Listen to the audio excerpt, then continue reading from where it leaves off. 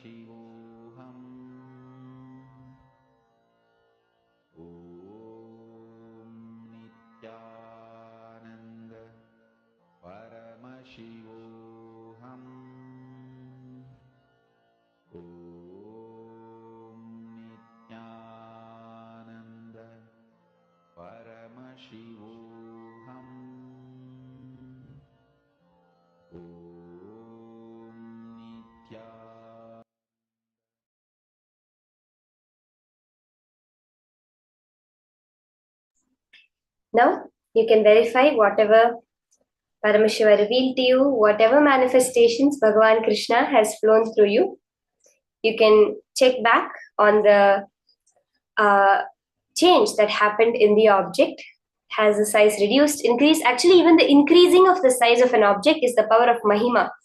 And I just wanted to refer one very beautiful verse, which when Arjuna describes Krishna in the Bhagavad Gita, he describes Krishna in that Mahima form, in that Vishwarupa, where he is completely pervading all the three lokas. He says, Dyava prithivyoridhamantaram hi vyaptam tvayekena disascha sarvaha drishtvaadbhudam rupamugram tavedam lokatrayam pravyathitam mahatman. Meaning, the space between the earth, the prithvi and the heavens, the Dyaus, the sky, is filled by you alone, O great being, Mahatma.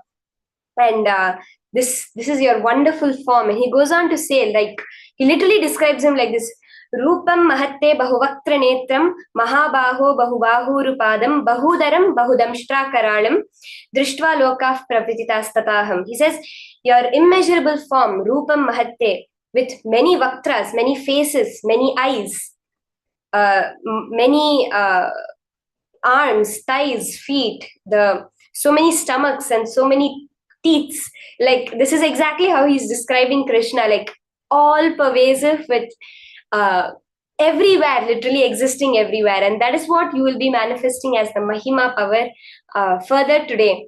And I just wanted to share this because this is Krishna himself, which we are manifesting today as Krishna Janmashtami. So now in the next session, we are going to be learning about wealth as per Hinduism. We have so many cognitions that we hold about wealth, which is the only thing actually stopping us from creating wealth. Swamiji says that my disciples have to create wealth.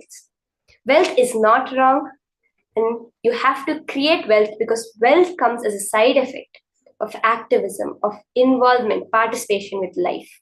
When we have these right cognitions about wealth, that is when we are able to just manifest it without two thoughts itself. Let's now listen to these higher truths from Swamiji on wealth as per Hinduism.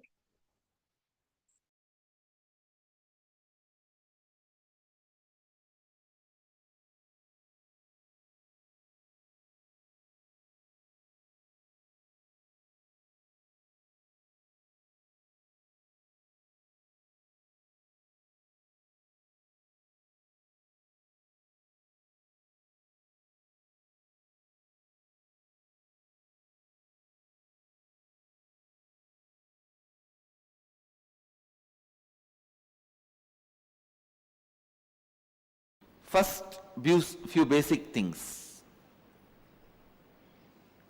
Wealth is not something outside from you. It is extension of what is you. Please understand. You go on accumulating something in your life. If you are conscious, organized, you accumulate wealth. Otherwise, you accumulate poverty. But you go on accumulating something. Please understand, you cannot be in between. You can't say, no, neither I am progressing, nor I am losing. No. Either you are progressing or you are losing. Means, either you accumulate wealth or you accumulate poverty. Accumulation is your life.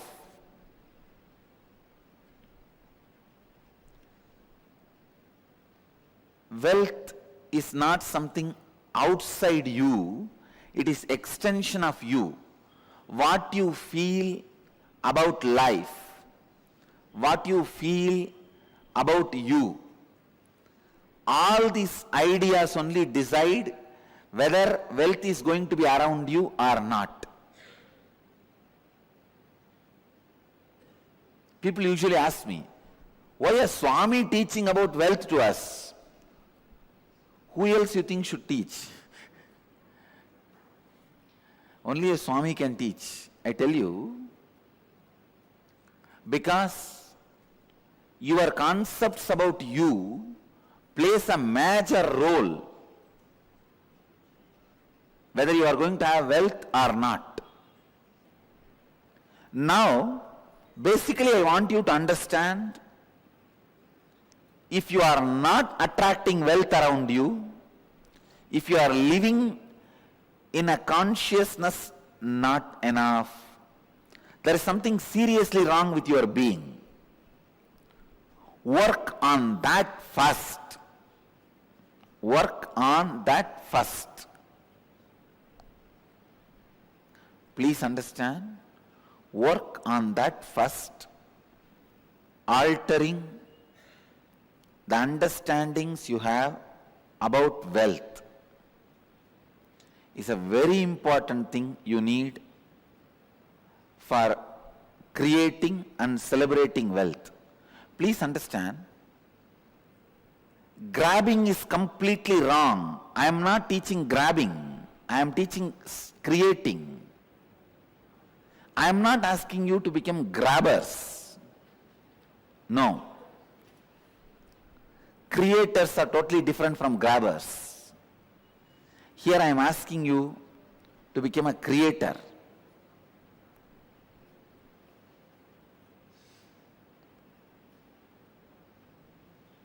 Wealth is not just money and gold alone. It is the space in which you feel abundance. I am not saying without money and gold start feeling abundance. Have enough and have the space enough, both. Have enough, have the space enough, have both.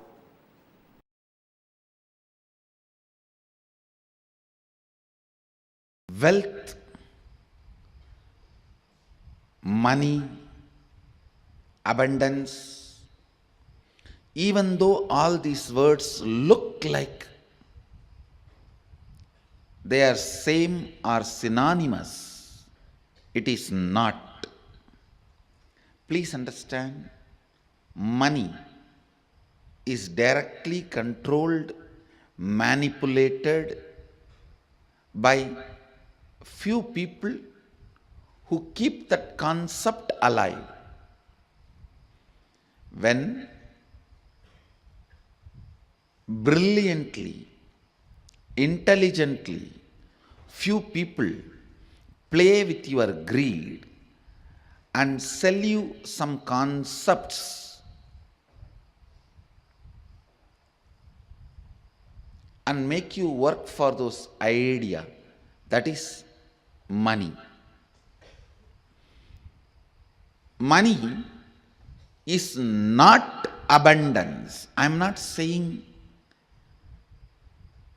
for abundance money is not required, but I am saying money itself is not abundance. Please understand. Abundance is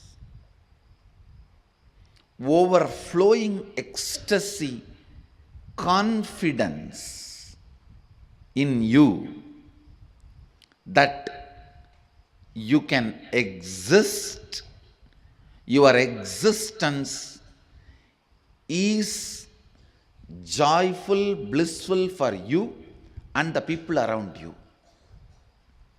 Please understand. It may be looking very mystical. I'll explain step by step. But today I wanted to give you the last word on abundance. No beating around the bush. Last word on abundance. Listen. Even that word has nice meaning. Abundance. Bund means bank. Abund means without bank. Dance. Jumping without a bank. Jumping without a bund. Abundance. See, a overflowing excitement, intensity about your existence is wealth. Understand? Overflowing abundance about your existence, which expresses as your health, as the confidence to Make whatever you want as a strength to manifest everything you need, and not attacked, disturbed, destroyed by the so-called social impossibilities put on you. Please listen. Society puts impossibilities on your head so that you can lose the idea, you can lose the purpose, you can lose the goal of your existence. Please understand. Man who remembers his purpose and goal can never be manipulated or controlled. He will always be living in abundance. If you want to enslave somebody, first thing you have to make him forget his goal. The man who remembers his goal is the wealthiest man in the world. He is the most wealthiest man because continuous remembrance will create an ability to manifest. Some of the basic truths about abundance need to be internalized. Please understand. The real abundance is awakened feeling. That's the essence. Experiencing an awakened feeling physically, mentally, in the muscle memory level, biomemory level, and bioenergy level. Experiencing awakening is abundance.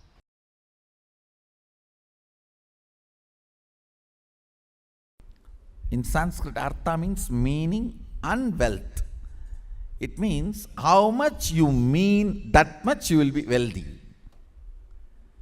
How much you mean to society, that much you will be wealthy. So, becoming a meaningful part of the humanity. Understand? Only wealth generated by being meaningful member is wealth. Everything else cannot be considered as wealth. How you contribute by contributing what you generate is wealth, nothing else. Artha is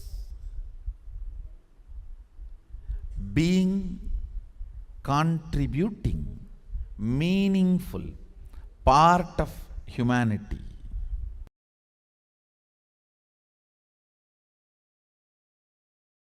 See, money is simply extension of your understanding about you, your strength on you, your strong belief on you.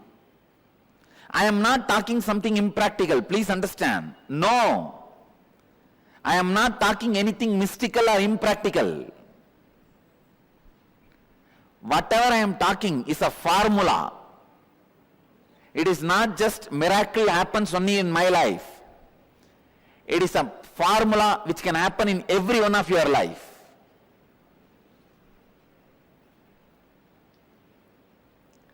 The right attitude towards money is, please understand, the right attitude towards money is, it has utility value for the things you want to do. Neither suffer with the feeling I don't have enough, nor be overloaded and develop arrogance or ego or influenced by having it. Neither be influenced by not having, nor be influenced by having.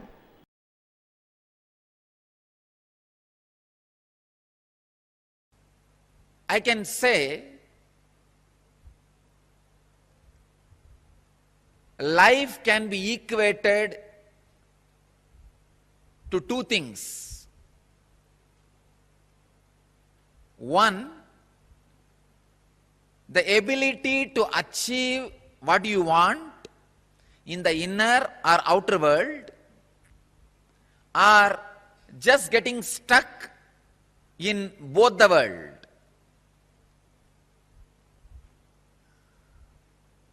These are the only two equations. As on now, at least people who are sitting in front of me, I can say very clearly, there is nobody who doesn't want wealth. Everybody wants it. But they do not increase the life in them to the level they want it. Wealth can be equated to the life energy you express. Straight equation. Because as on now, a normal man has wealth as the first priority in the life. So be very clear, if you do not have wealth, don't blame anybody, just you are not expressing life in you. Life energy is not happening in you. You may think, what an incarnation has to do with wealth? Why Swamiji should talk about wealth? I can tell you, wealth itself is not wrong. Your concept about wealth, if it is correct and proper, not only it will not be wrong, it will be right.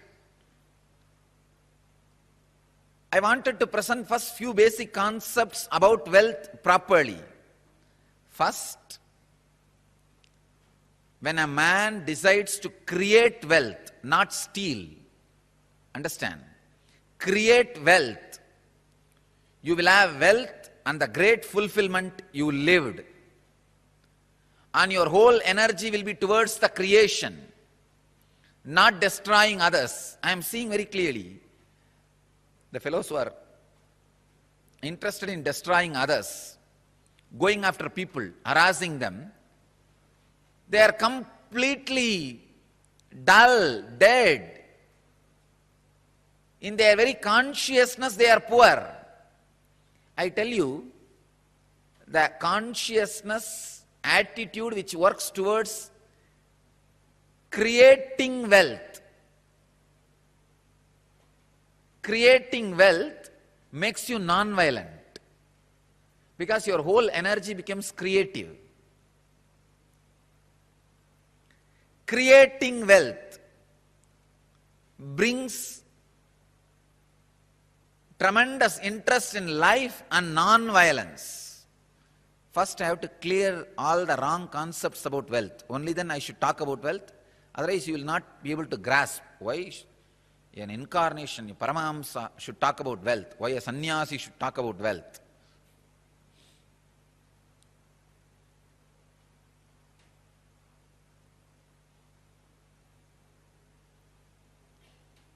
Only he can talk about wealth because he has gone beyond wealth.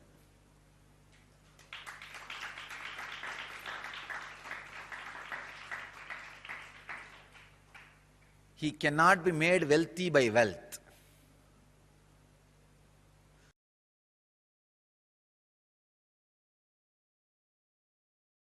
What is wealth? Knowing the knack of how you have to be useful to society and enrich it so that they enrich you. That's all. That's all is money. If you think money is too big, just by making it, you will become tired. That is the biggest poverty. Please understand. Just by making it, if you become tired, you are working, functioning out of the concept of poverty. You will make, but you will not be there to enjoy. Somebody else will be enjoying. That is why I am saying, make money without thinking it is too big.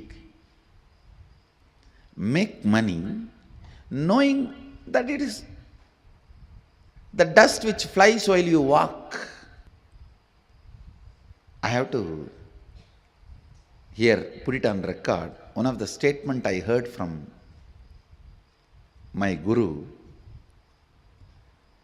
நடக்கும் பொழுது பறக்கும் தூசி என நினைத்து செல்வோர்க்கே செல்வம். I'll translate.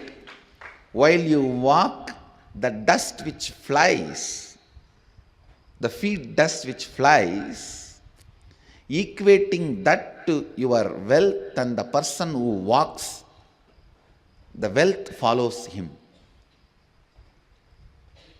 Understand?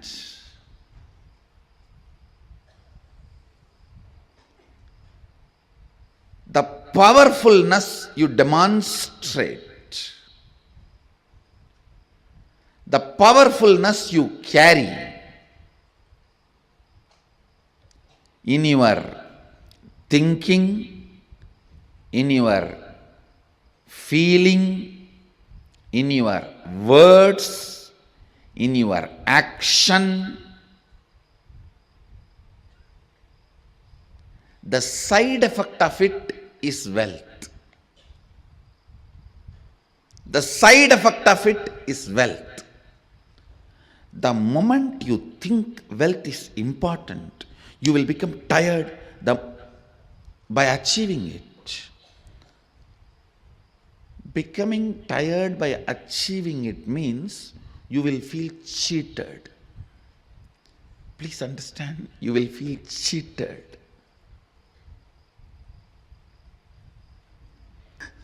Understand? Always be clear. Your focus should be on the powerfulness and awakened state of your being, and push through your life. As a side effect, wealth will be overflowing. You will be enjoying it. Uneducated are those who are educated only in schools. Poor are those who think money is only wealth. Poor are those who think money is the only wealth. If somebody thinks money is the only wealth, how he is going to be cheated?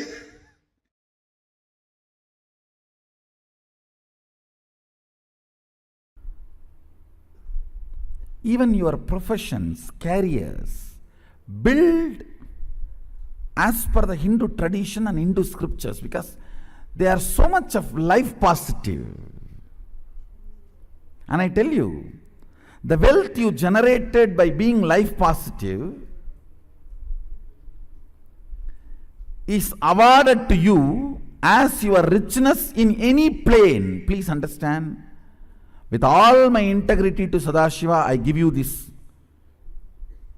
cosmic legal advice. For example, if you are a doctor, an ethical doctor, and you are serving the life and making money, that wealth comes with you even when you go to Kailasa or Swargaloka, or when you come back to planet Earth. Please understand. I am very responsible when I am uttering these words. These are really true. But if you kill somebody, murder, sell alcohol, or sell meat and make money, not only that wealth will not come with you when you move to different planes, that sin and the torture and the suffering follows you wherever you go.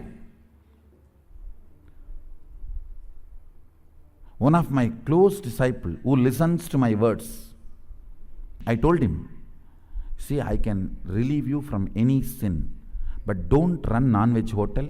Even I will not be able to help you handle when you leave the body. He listened and left it. Left the non-veg hotel. That was his profession, his bread and butter. But he said, Swamiji, you said, that's all, no more. He just shut it down. Contribute. For example, if you are running a software company and making money, it's a contribution. It's good for you. Contribute and make money. If you are selling a house, doing real estate, it's good for you. It's a contribution. In that, making profit is not wrong. But fundamentally, it should be contributing to humanity. Never do this meat, alcohol, that kind of business which is harming the beings. Same way, tobacco.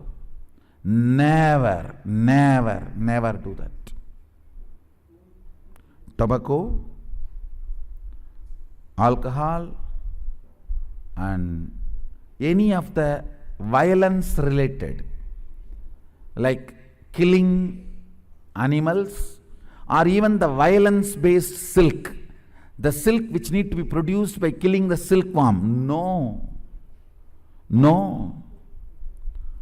Do not go for any of those careers and professions. See, for example, when you are running a software company, you invest only $10,000, but you make $1 million, nothing wrong. That is not at all wrong. That's not at all. That wealth will come with you even when you move to a different plane or when you come back. Any wealth generated by contribution always comes with you. It is permanent. Never create a wealth based on violence. For example, you are a teacher. You teach good things, not bad things. Of course, if you are teaching to kill, that will not be a good money.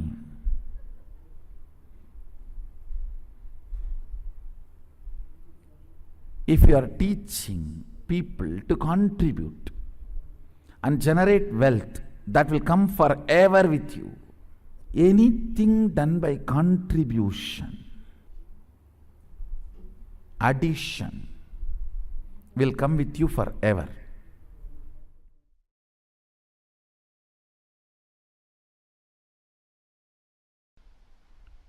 The first step we need to do,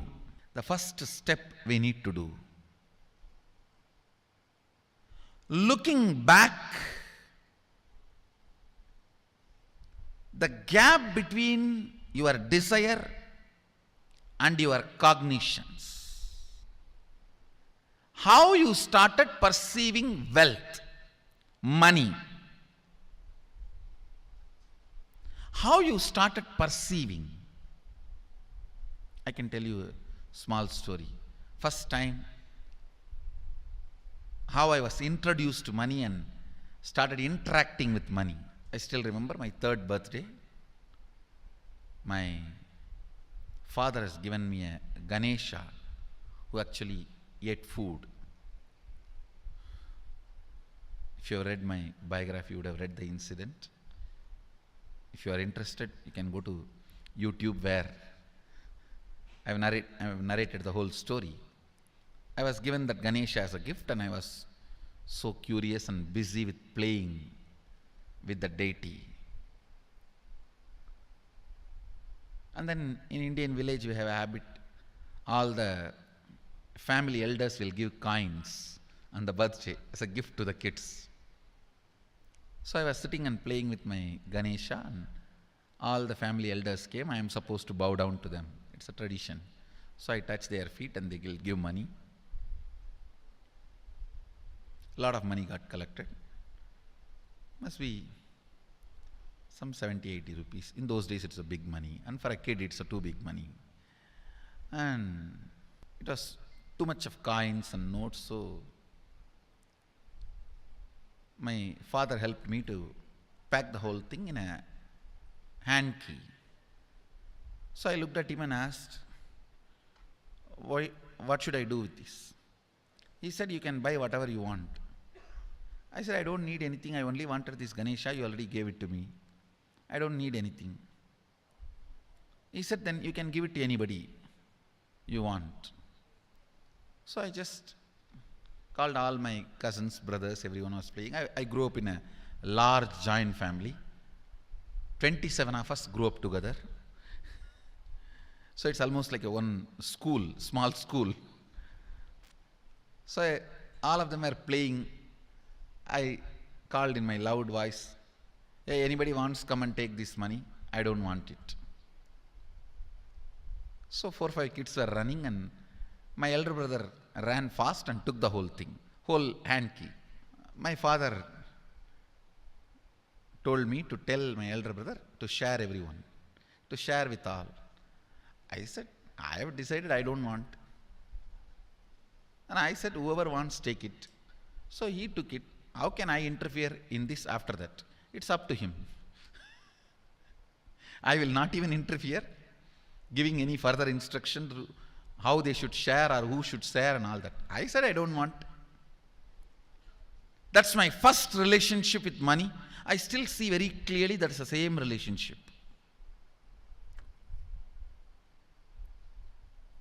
Still, I don't touch money. I don't handle. Never felt the need. Anyhow, I am not saying this should be your pattern or this should be your... I am just giving you an example of how I started relating with. So now dig out how you started relating with money. That was actually my completion with money. I touched first time money only to give dana. Still I am doing the same thing. Still I touch money only to give dana. How you cognized money, wealth, what all your perceptions and beliefs and cognitions about money. Let's dig out. Let's get them out first. The moment you remember money, does it bring tremendous pain, suffering, impossibility, all that in you? What is the emotion or energy it invokes in you?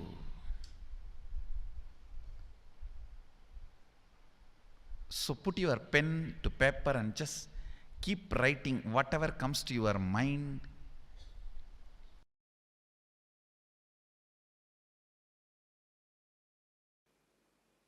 First thing we need to do, identify the contradicting, conflicting and complicating desires.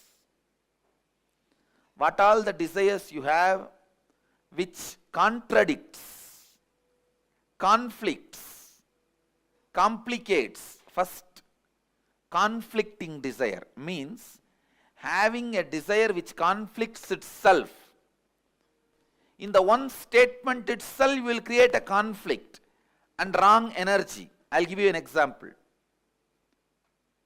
Somebody has a headache. He goes on repeating, I want to get rid of headache. I want to get rid of headache. When you repeat this again and again, this statement itself will keep the headache alive.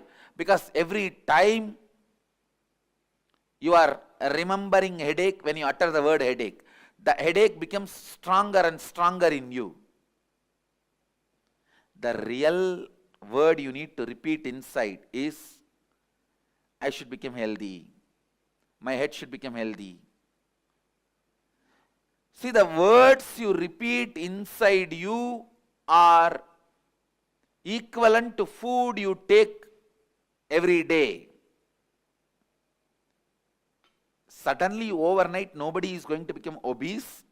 Suddenly overnight nobody is going to become fit. It's every day what you eat makes you one day obese. Every day what you eat makes you one day healthy. Listen,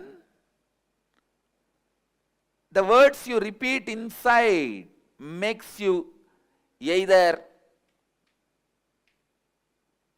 frustrated or spiritually awakened. The conflicting words you go on repeating inside you takes away the possibility you have for yourself. Second, contradicting desires. Having two or more desires at the same time which contradict each other, which you cannot fulfill at the same time. For example, you want to become a CEO and be an active life from morning till evening, managers meetings, team meetings, and people listening to your words, commands, decisions. You want to be a person who calls the shots, rolling chair, and active life. One, you aspire for that. The other side, you want to throw away everything, go and lie down in the beach, resting. This contradicting desires.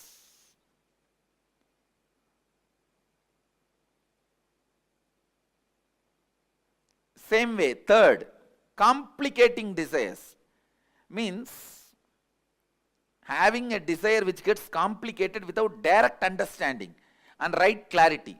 This is when you don't have intelligence to take the direct and straight steps to fulfill the desires. You go round and round and round.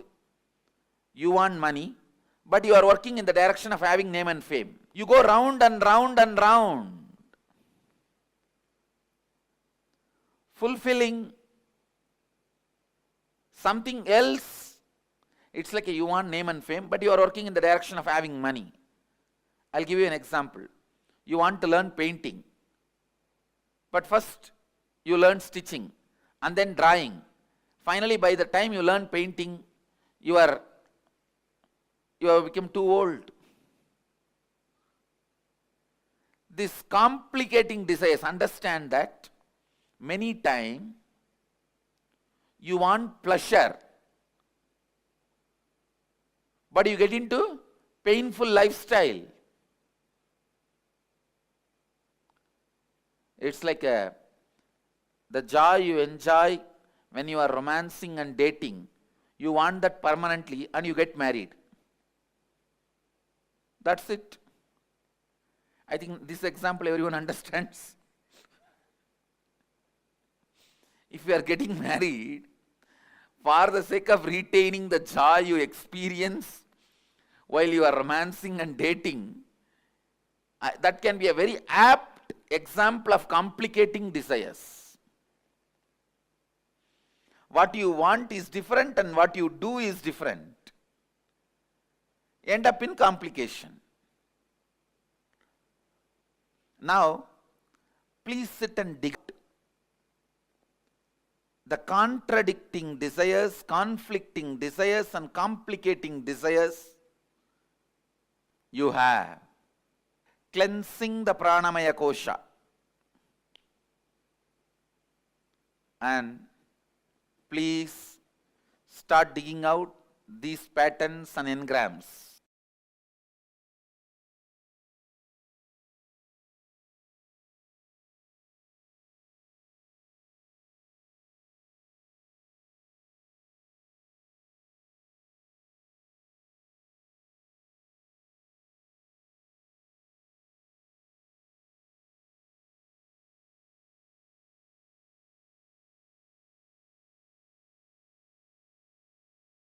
Swamiji very beautifully just explained to all of us about what is wealth as per Hinduism. Okay, so let me start this with the question that Swamiji had asked.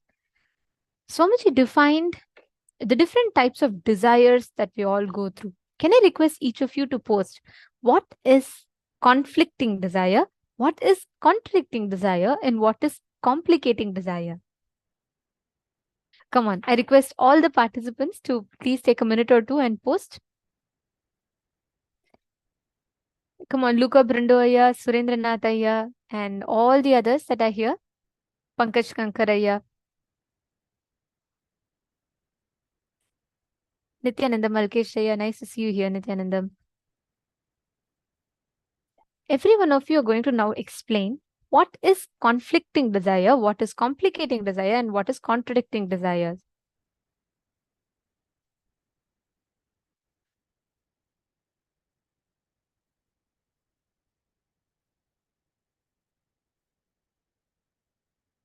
Yes, I see Shane Aya posting. Come on. All the others in the male room, female room, I know there's a lot of answers. I'll read it out. But all the others in the male room, I request all the male bodies to also please post. What exactly are you understanding as conflicting desires, complicating desires, and contradictory desires? Take a few minutes, all of you post, and all of you take a few minutes and quickly post. See, very beautifully Swamiji explained. What we understand as wealth, our very definition that we carry towards wealth, it is not something outside of us. We think, oh, wealth is money. Wealth means how much money I'm able to make, how much am I able to earn. Swamiji made a very, very important statement. He said, wealth is an extension of you. Swamiji said, right? Abundance. He explained the meaning of abundance so beautifully. What you feel about life, what you feel about you, all these ideas only decide whether wealth is going to be around you or not. Nava are vittasya kamaya vittam priyam. Bhavatyat manasu kamaya vittam priyam bhavati. Which means, verily not for the sake of wealth, my dear, is wealth loud, but it is loud for the sake of the self. Brihadaranyaka Upanishad very beautifully explains the definition of wealth. Money itself is not abundance. Right? Swamiji gave such a very funny and a very nice example. Swamiji said, abundance means jumping without a bund, which is bank, is abundance. See, the overflowing excitement towards the purpose of your life is wealth. The overflowing excitement, intensity about your existence, which expresses as your health, as confidence to make whatever you want, as strength to manifest everything you need, and not feel attacked, disturbed, destroyed by the so-called social impossibilities put on you, is abundance. Wow, isn't it such an amazing truth? Every time, what we put inside of us, we carry these self-contradictory, self-complicating, self-contradictory desires. Like, for example, I'll give you all an example of what is self-conflicting desire. In the same statement that you make, we keep saying, I don't want to be poor. So, you contradict your own statement. Continuously, you make contradictory statements inside of you, which means you keep saying, oh, mind doesn't understand the don't. Instead of saying, I want to be wealthy, I want to manifest wealth, you keep making statement, I don't want to be poor. Mind doesn't understand the want, not, don't. So what happens is the mind continuously registers it as, I want to be poor, I want to be poor. Similarly, the conflicting patterns inside of you. Morning, you make one decision. How many of you feel like this? Morning, when you wake up, you feel like, today I'm going to go to the office. I'm going to finish all my projects. I'm going to take up new. I can do this more and I will be able to do it. And I want to make more money. You're all up for that inspiration. You go to the office and you're ready for everything there. And by the time you come back in the night, you say, I don't want any of this. I just want to take a vacation. I'm done with this. I don't want to go through this anymore. How many of you have had this situation? I see many laughing. Ma Jessica is laughing. How many of you had these situations? Yes? Understand conflicting desires. Morning, see, desire is like this. The best example Swamiji gave. It's like a balloon which is deflated. Okay? You have a balloon which is heart shaped. You have a balloon which is Tom and Jerry shaped. Conflicts. Then you have a balloon which is sad, right? All these different shapes you have. Whichever balloon you blow air into, that gets inflated. Simple logic. Makes sense?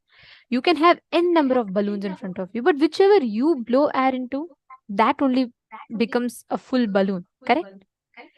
You may have any number of desires in front of you. You want to be a millionaire, you want to be famous, you want to be influential, you want to be happy, you want to be this, you want to be that.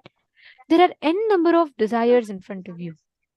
But just like a balloon, whichever one you blow the air into, that's what gets inflated. Same way, whichever desire you give life to, that desire is what becomes reality. All these self-complicating, self-contradictory desires that you carry inside of you are responsible for the chaotic inner space that we carry, because of which wealth becomes like a struggle. Morning, you decide, I will make wealth. Night, you just want, let me leave all this. I just want to go somewhere alone and just sit and meditate by myself. That conflicting desires is only going to cause chaos in your inner space. Next is self-complicating desires. Your desire is one, but to achieve that desire, you go all over, you take every other route other than the straight path for that desire. That is what is self-complicating desires. So each of these desires that we carry inside of us, all the desires and patterns that you carry related to wealth, are all the manifestations, the result of these self-conflicting, self-contradicting, self-complicating desires. Understanding?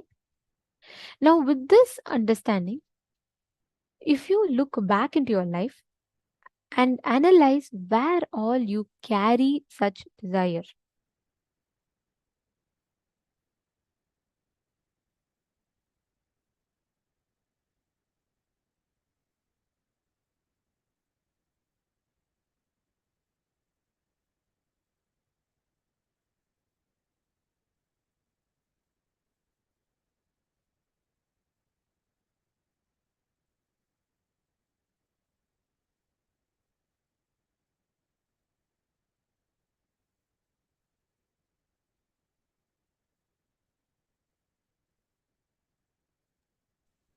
Sorry, Nithyanandam. See, understand. Conflicting desires. Conflicting desires means where two desires are conflicting with each other.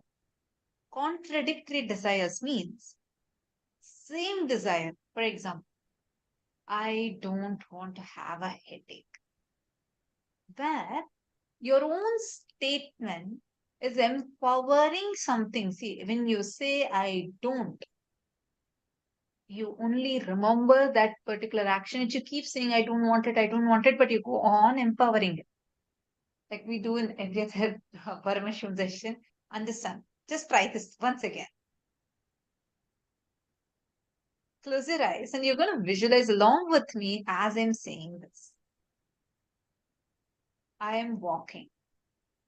Visualize yourself walking. I am sitting. I am jumping. I am swimming. I am running.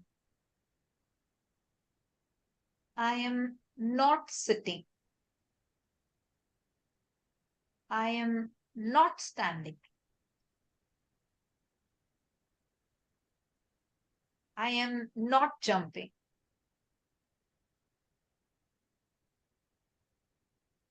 I am not dancing. Relax. Ma Shanti feels was laughing when the moment I started saying I am not sitting, I am not jumping.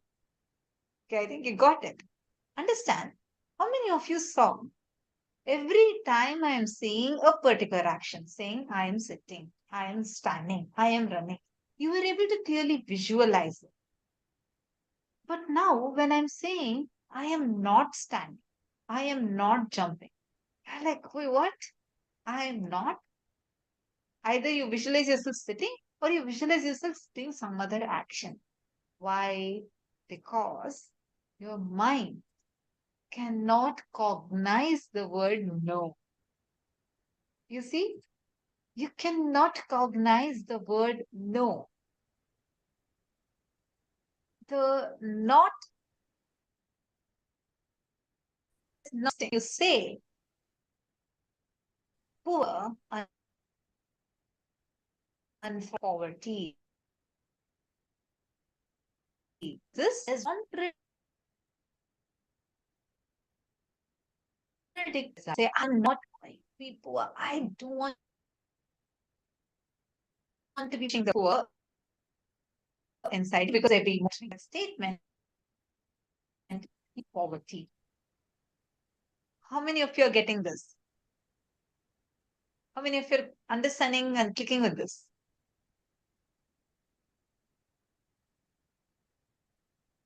Wonderful. So now identify these contradictory desires and write down.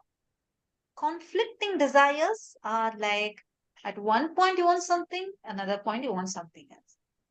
You want to wake up and do yoga, want to do workout, set up everything, go to sleep. Next morning, you want to have 1 more hour of extra sleep. Understand? Each of us are carrying like these kinds of conflicting desires. Two desires are conflicting with each other. Understood? So far, are all of us clear? For example, at one point in the morning, you want to achieve, you want to really get that wealth, you want to become a millionaire, but by evening, you're like, I just don't want to deal with this. I'm giving up. I'm not even interested. I just want vacation. How many of you are clicking with this? How many This of you is, sorry, go ahead. this is called as conflicting desires. Contradictory, same statement, two different things. Conflicting, two desires that are conflicting with each other. Next is complicating desires. Your goal is to find true love and then you end up in marriage. Just kidding. Understand? Complicating desires. You are having a particular desire, but then you want to complicate it. Like, meaning you're not doing that straight. You want to get a promotion, but you go on working for impressing your boss. Where, like, you think you're working for this, but the path you're taking is not really going to lead you to that. Like, for example, you are supposed to go towards north, but then you start walking towards south, and you think slowly you'll turn and come back to north, which is complicating the whole thing. And you end up getting so frustrated, giving up on that desire. Like, you want to really achieve that wealth. And then you start thinking, okay, first let me become a good person. Let me get more friends. Let me build my network. And then I'll start that. And then by that time you do all these steps, you forget the original goal with which you started. This kind of a desire is called complicating desire. Rather than finding the straight blind spot where you're stuck, you go on beating around the bush. You may end up never beating in the center of the bush. Understand? This way of being stuck is called as complicating desires. Are all of you understanding? You're all clear? Let's start with a very simple exercise first. I request every one of you to take a few minutes and please write down, please pen down The moment you utter the word money, what are all the ideas that comes inside your inner space? First step, we'll be coming to this complicated and desires to understand it deeper. But in the first round, please take a few minutes and I request you all to pen down. The moment you tell money, what is the ideas and what are the cognitions that come into you? You feel like, oh, money, it's too difficult. Or money is something that has never happened in my life. Or maybe you'll feel money, it's just so easy. Whenever you want, you get, or whenever you want, it'll go. Or you will feel how much ever I earn, never it sits in my bank. It keeps getting spent. All the ideas about money that you carry in you, please pen that down. Take a few minutes. I request every one of you to write it. Just all the thought currents, all the thinking, the ideas that you have about wealth, write it down.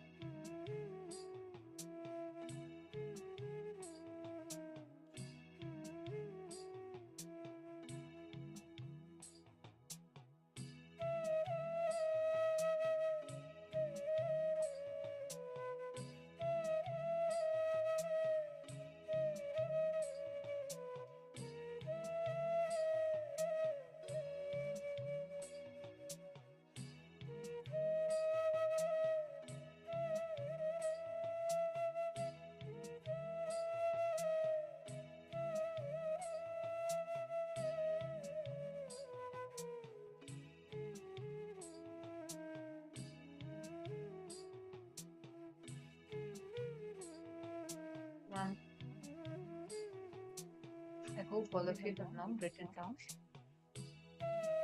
the conflicting desires, complicating desires, and contradictory desires. Have all of us written these down? Conflicting, contradictory, and complicating. The three types in which we complicate, contradict our desires and not let what we want manifest. Once all of you have written down, I request all of you to post in the chat. Now, as actually all of us are nearing the time to have the darshan of Bhagavan Parandama Krishna, who himself will be landing as Nijavatara today for all of us in the physical form. I'm so excited and eagerly waiting. I know each one of us are waiting. How blessed we all are, right? Like to celebrate this day, this auspicious Krishna Janmashtami day with Parandama, Bhagavan Sri Krishna himself. Actually, is the same consciousness of Parandhama that manifested as Keshavarthamurti, the form of Paramashiva, and Parandhama, that ultimate consciousness which merges together. And all these manifestations, today we are going to be having, along with the darshan of Bhagavan Sri Krishna, we are going to be also receiving all these auspicious forms of Paramashiva and their blessings. But before going into that, I just want to answer Sanjay Ori has posted a question. So, as Nithyananda, is there any good money and bad money? Example, if someone is selling weed or marijuana and that money and use that money to buy something from me, is this money good or bad? Shall I accept that money? Understand. Another instance, the education should be free. What if I'm running a training school? Somebody says food should be free. What if I'm running a vegetarian, non-alcoholic restaurant? Okay.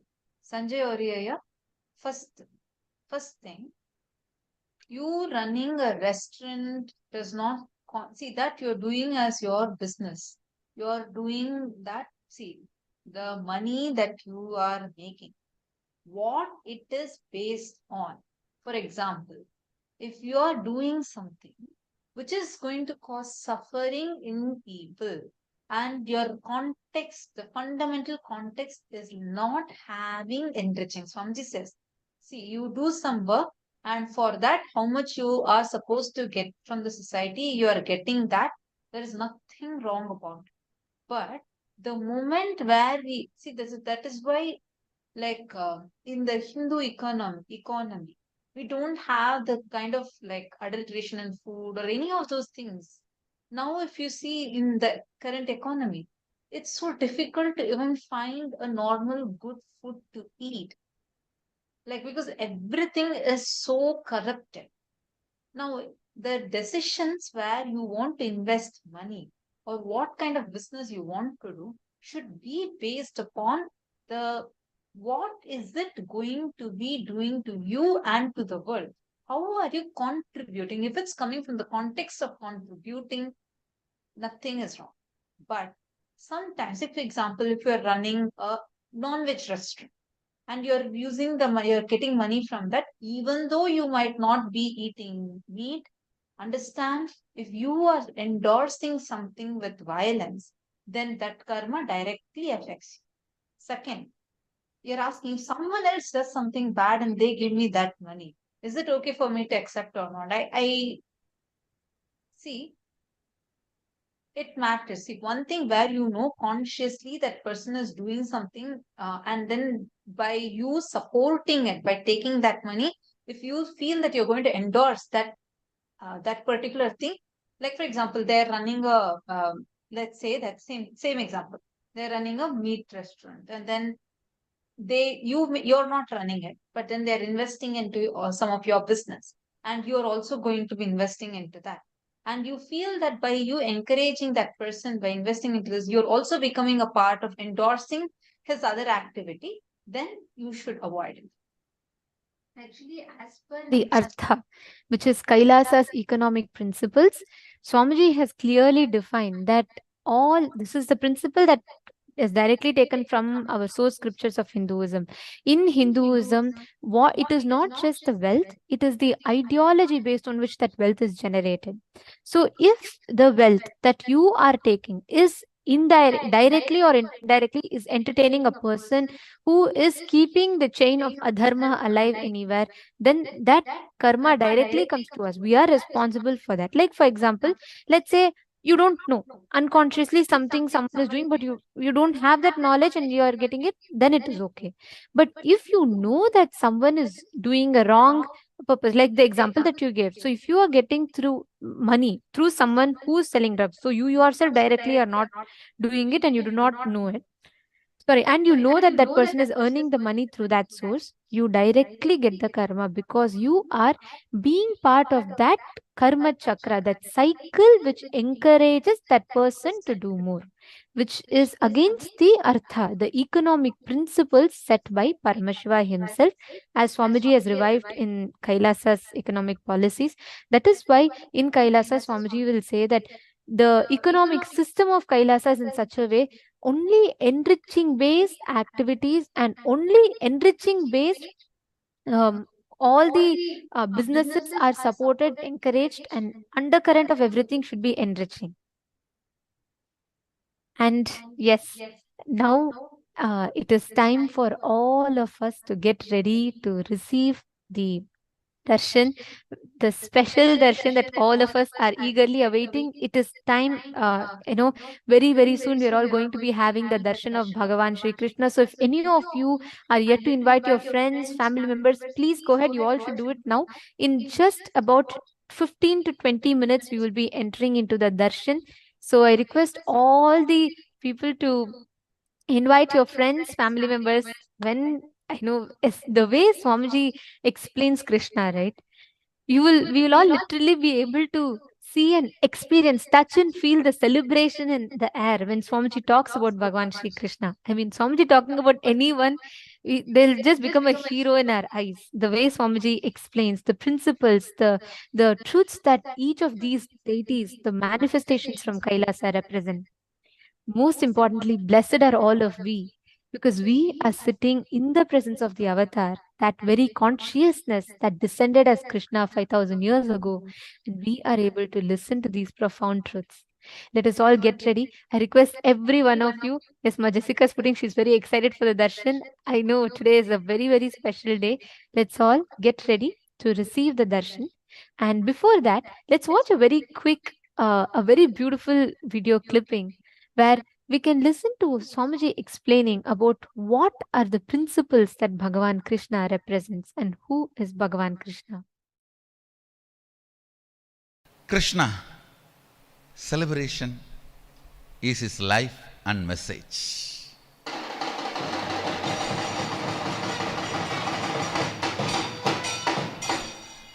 The word celebration is the essence of his life and message.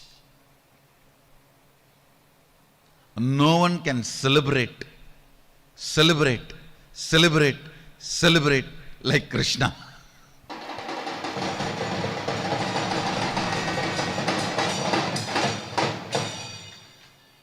He is so much in love with life, in romance with the cosmos. Nothing ever even occurred to him as pain. He never occurred as pain to anything. Everything was just celebration.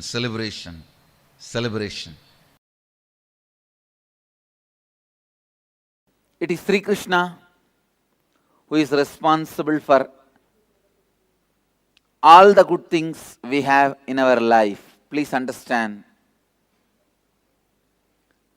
anything good, anything joyful, anything auspicious, living the life out of completion and joy, the signs of living the life out of completion and living the life out of completion will lead to enlightenment. Whatever you may be doing without renouncing, this science is introduced to the world first time by Sri Krishna. Understand? Till Krishna, all incarnations were teaching only science of leaving, renouncing, if you want enlightenment. But it is Krishna who gave this science of living in completion, the space of completion. Live in the space of completion. You don't need to renounce anything. Wherever you are, you will be radiating life and enjoying life. Understand? He is the greatest politician. After him or before him, no politician is so complete like him. No politician can be compared before him or after him with him. Before him or after him, no one can be compared to his boldness to romance. Understand? If you see the way he radiates knowledge, love, romance, intelligence, strategy planning, only he can be called as Poorna Avatara. The word Poorna Avatara can be given only for him. Krishna, unimaginable expression of ultimate consciousness, the power of his presence, and the amount of suffering, opposition he has to go through due to his pure love, his pure energy, and his pure intelligence. Even after he created his own kingdom, he has to face so much. And you all need to know, he is such a powerful strategy planner. He is not a dry, empty, egoistic. When needed, he even escaped from warfield. When needed, he even hid himself. When you operate from the space of completion, whatever you do is Leela. It is not boring life. Ever, he moved into the space of incompletion. If one politician falls into river, it is called pollution. But if all politicians were fall and drown in the river, it is called solution. But Krishna, being the great politician, never ever entered the space of incompletion and established in the spirituality. That is why it did not take even for one moment to leave all his gopis and gopikas and gopas to go to Mathura to fulfill his life's mission. The greatest protector of Dhamma, established in spirituality. There is no materialism. If he was materialistic, he cannot so easily leave whole Vrindavan and go just like that. Krishna, the sacrifice he has done to establish Dhamma The way he lived Dhamma and protected Dhamma, unimaginable, amazing. Still is the one man ruling the whole Hindu consciousness and largest worshipped man. Please understand, largest worshipped incarnation on the planet Earth is Krishna. Making everyone feel that he belongs to them. That is the basic need for the romance to happen. He was able to do, and ability to handle all the anger and jealous from the people who are not able to raise themselves to the level of Krishna. And what a personality.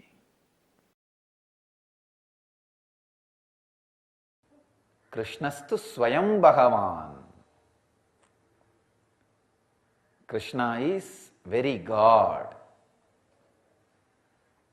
God himself landed in the human body. Poorna Avatara. He set a trend for incarnations. Understand? Like how in each field people give a breakthrough in that field, set a trend. He set a trend for how an incarnation should land and express, exhibit, and make themselves available to the human consciousness. What to describe? Whether it is multi-dimensional human personality or extraordinary energy expression or the playfulness or all these things expressing itself in one 6 feet biomemory without conflict. He escaping from a war and his courage, both has no conflict.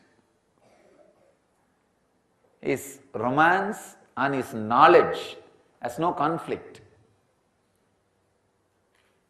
The Radha Krishna and Gita Krishna, no conflict. You cannot imagine a guy who is having so much of romance, the outrageous flirt, the most outrageous flirt happened on the planet Earth. Standing in the war field and giving Gita, the most comprehensive, unabridged dictionary of the world philosophies. Both can happen from one brain without conflict.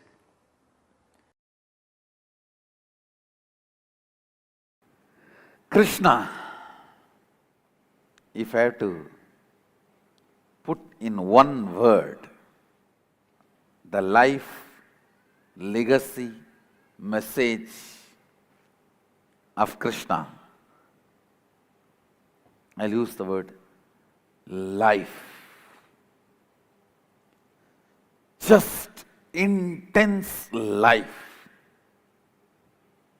It expressed in body as ever youthful, healthy person. It expressed in intellect as amazing strategist. It expressed in emotion as a most beautiful, pure romance. It expressed in the dimension of length,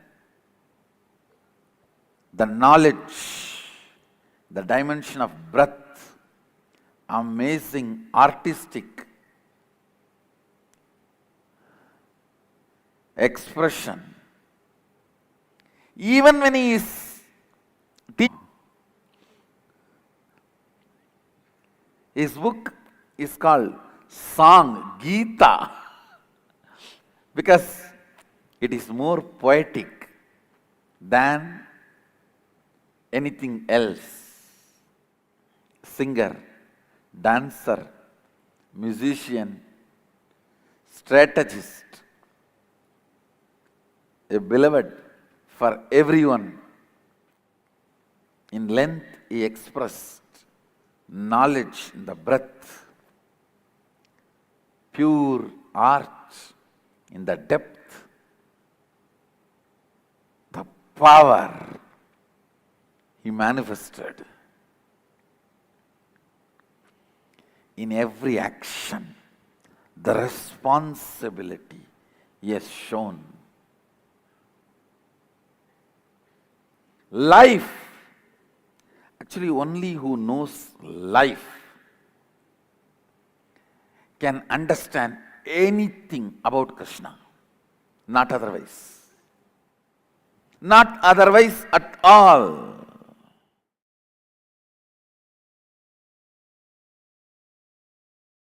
Krishna says beautifully, if you understand me, you will understand you and you will understand the whole universe. That is what he means. In the young age itself, my gurus taught me one thing. The source code of the software based on which I am functioning, the first principle based on which I 3D printed myself. Once I know that, I know everything.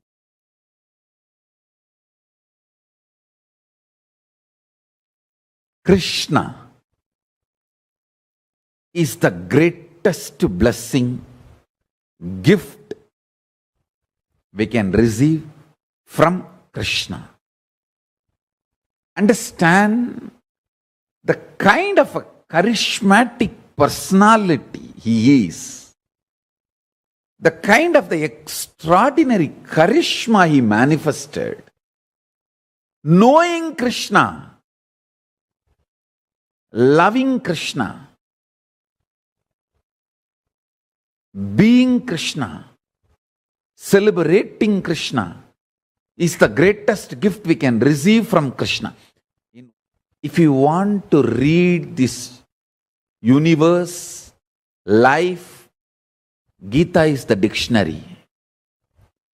If you want to read Gita, Krishna is the dictionary.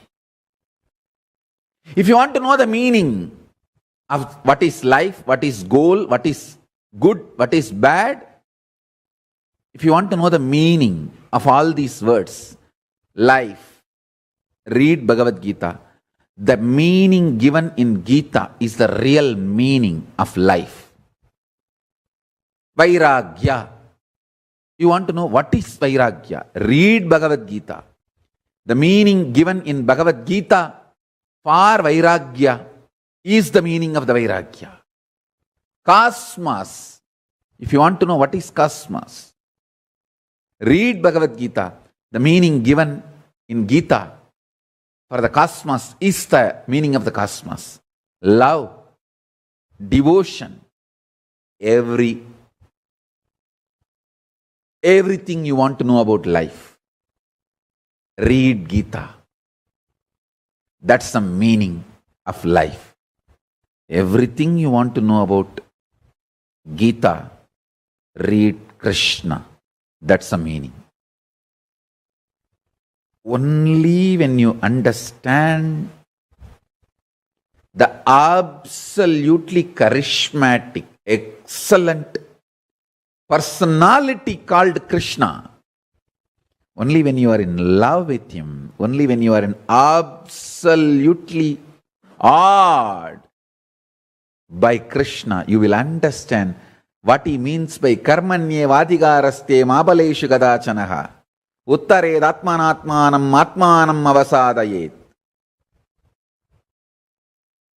Love, sacrifice, ferociousness, knowledge, power, all these are separate words in lower middle class level. In the peak of pure consciousness, all these are ananta kalyana gunas of one being. That is why I insist Understand about that being. Understand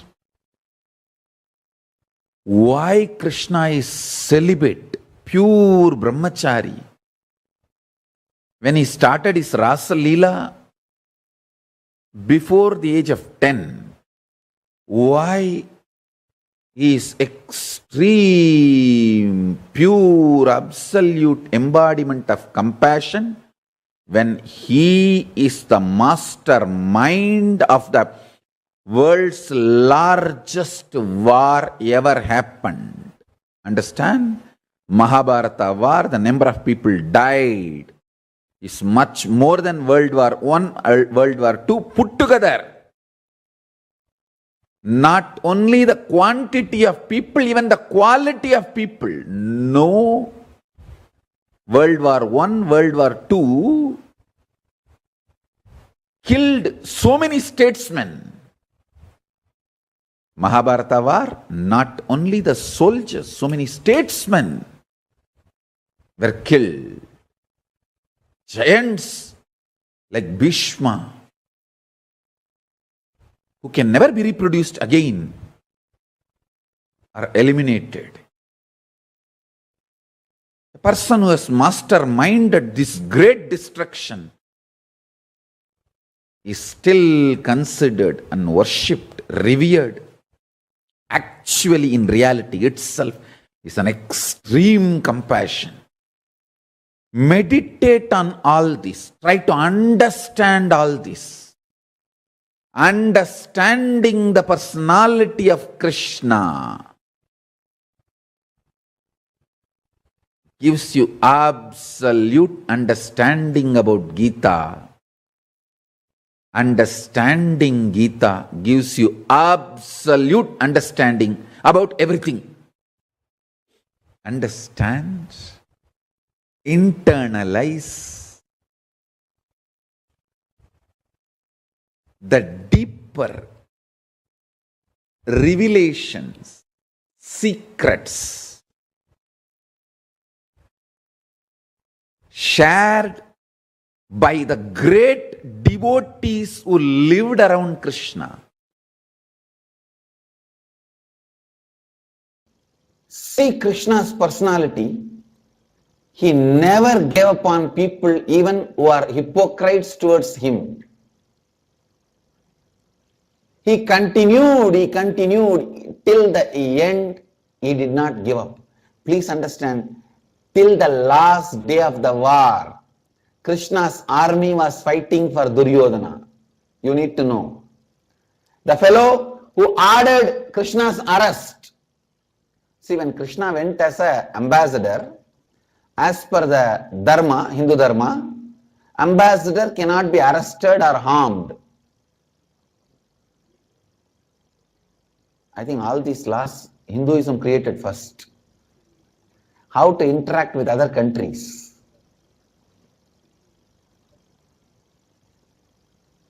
But he crossed that law, ordered the arrest of Krishna. Krishna saved himself through his power, that is secondary. He goes to that extreme. But even to Duryodhana, Krishna doesn't say no. When Duryodhana comes to Krishna for help before the war, actually this Duryodhana coming to Krishna for help happens after Duryodhana orders Krishna's arrest and Krishna saves himself. Even the multi-layered people, the hypocrites who behave one way here, one way there, one way there, even the multi-layered people, Krishna did not give up. That is why I am saying he is Poorna Avatara.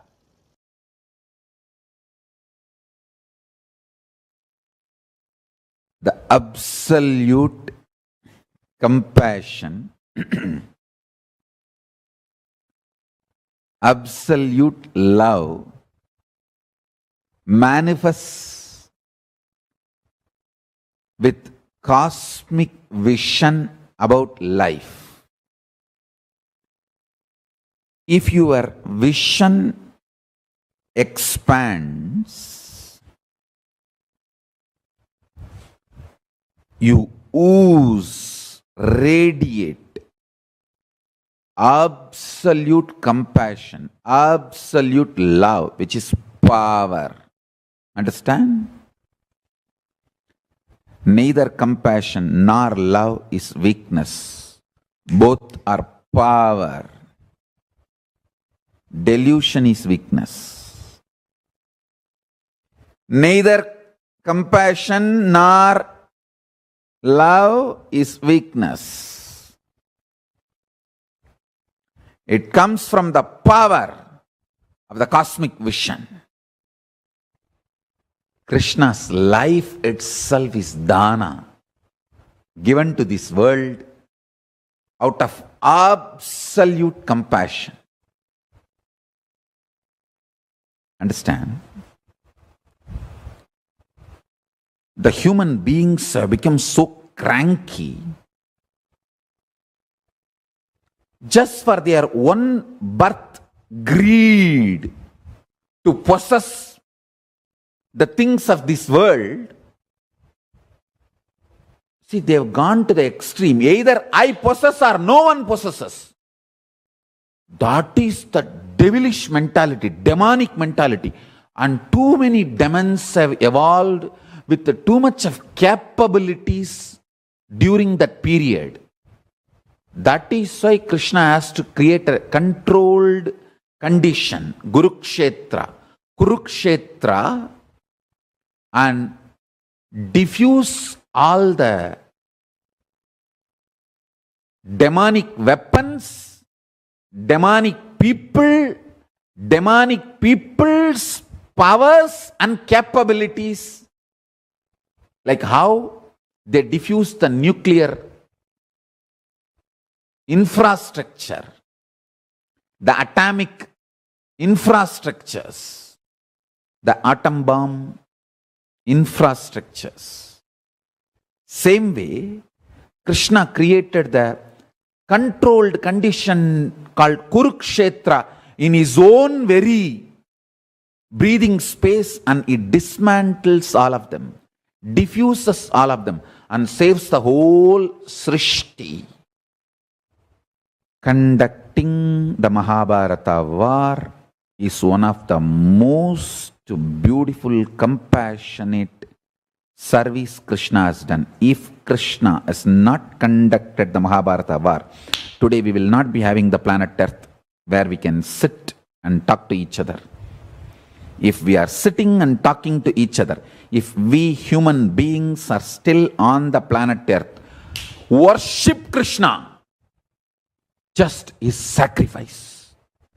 When I was in the Mailapur Ramakrishna Math as a brahmachari, I'll never miss going to Parthasarathi temple. Kapalishwara temple and Parthasarathi temple, these two are my favorite. Every day I'll go and stand in front of Parthasarathi. When I see his mustache, tears will roll in my eyes, because after the war, Krishna came for rest to Chennai. On the ocean side, he rested to recover. So that is the Triplicane Parthasarathi temple. That's the only temple I think Krishna is with mustache, beard. Because he was recovering from all the wounds. He could not shave. I tell you, whenever I see the Parthasarathis mustache and the Utsava Murti of Parthasarathi, tears used to roll in my eyes. What a compassion. Just you took the arrows and saved the planet Earth. The absolute compassion. Understand? Whether the physical arrows of Bhishma, he took it on himself, or verbal abuse of Shishubala, nothing stopped his sacrifice. What a personality. Hey, you should teach Krishna to your kids. not other stupid warriors. Krishna is the hero.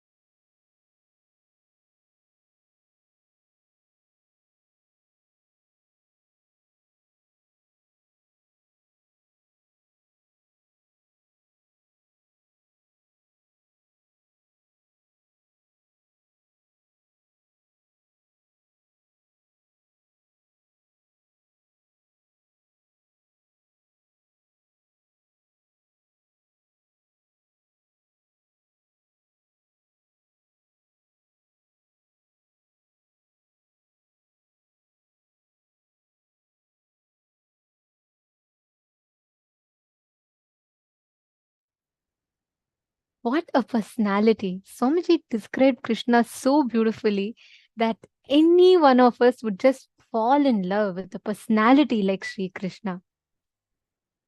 The literally, it was like Swamiji was, you could literally see Swamiji's all these qualities. Like I felt every single quality that Swamiji was describing about Krishna, whether it's Krishna's love and never giving up, or the kind of decisions that he was taking.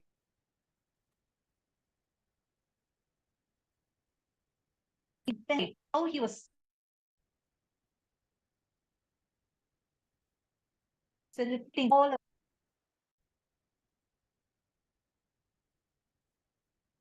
literally like how Swamiji is in every single aspect. very beautiful Dhyana shlokas describes these forms of Parandhama manifesting with Paramashiva. We will be chanting the Dhyana shloka of Keshavarthamurti, Ekapadatrimurti, and also Bhagavan Sri Krishna. The Dhyana shloka goes on very beautifully.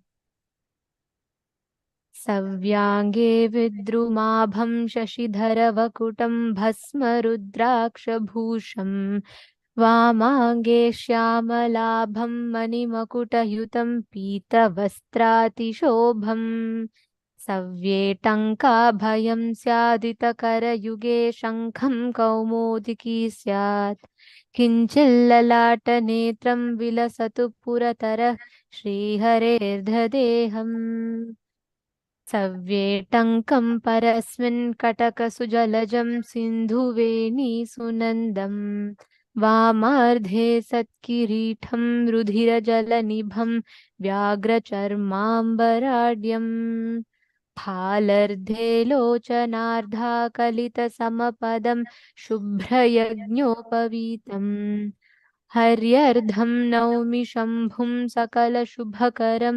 सर्वसम्पत्कराढ्यम्. The right side is Shankara, the left side is Sri Vishnu. Shiva is reddish in color, smeared with bhasma, and having the crescent moon on the Jata Ajota. He is wearing the Rudraksha malas, having the third eye on his forehead. Ganga is on his head. He is wearing the tiger skin with white sacred thread on his shoulders.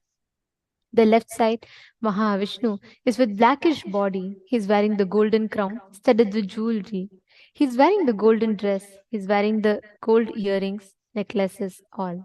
This Harihara Murti having four hands, the right grazing hand holding the tanka, the left side holding the natural hand with mace, conch.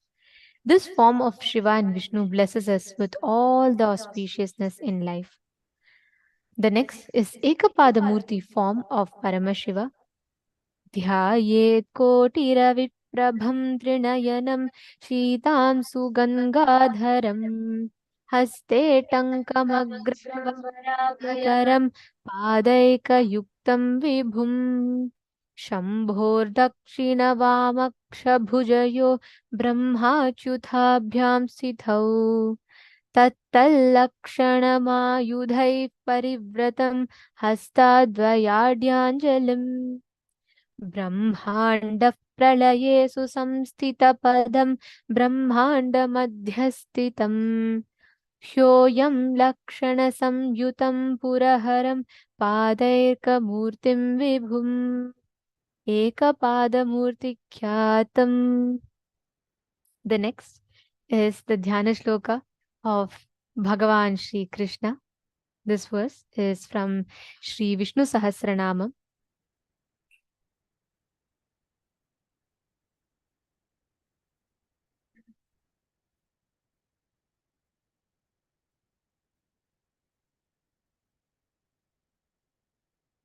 छायायां पारिजातस्य हेमसिंहासनोपरि आसीनमम्बुदश्यामम् आयताक्षमलङ्कृतम् चन्द्राननं चतुर्बाहुं श्रीवत्साङ्गितवक्षसम् Rukmini सत्यभामाभ्यां सहितं कृष्णमाश्रये.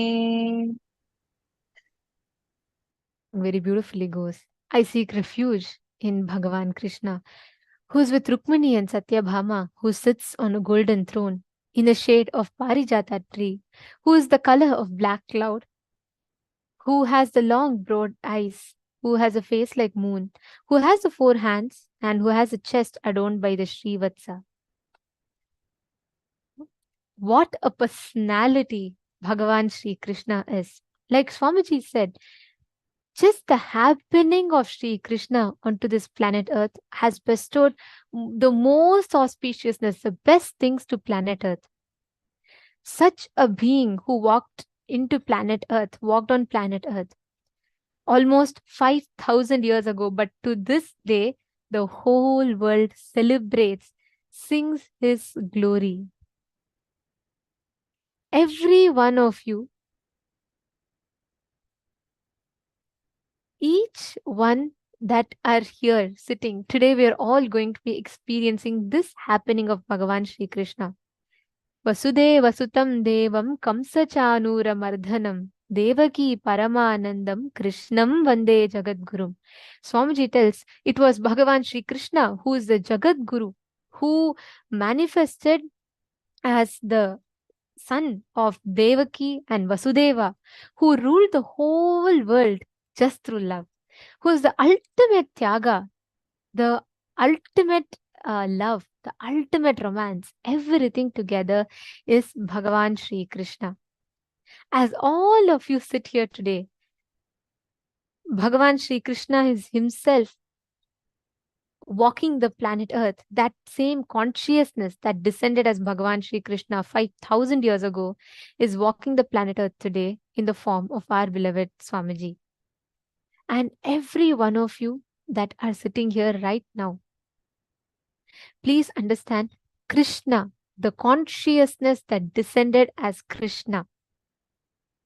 That consciousness is the ultimate Parabrahma, Paramashiva, Paramapada, Parandhama, whatever we call it. That cosmos, that ultimate consciousness that descended as Sri Krishna is today walking on the planet Earth as our beloved Swamiji. Krishna has given so many gifts to humanity, he restored literally the glory of the Sanatana Hindu Dharma. And what Krishna has gifted to humanity is out of his infinite love, compassion, and every time there has been a dharma that rises in planet Earth, this same consciousness descends. And this same consciousness restores the dharma, gives the Jivan Mukti Vijnana, as Swamiji puts it beautifully. Like how Krishna gifted the whole universe, Bhagavad Gita, every time, whenever the humanity is in decline of consciousness, that same ultimate consciousness descends as the avatar to restore the dharma and to restore the glory.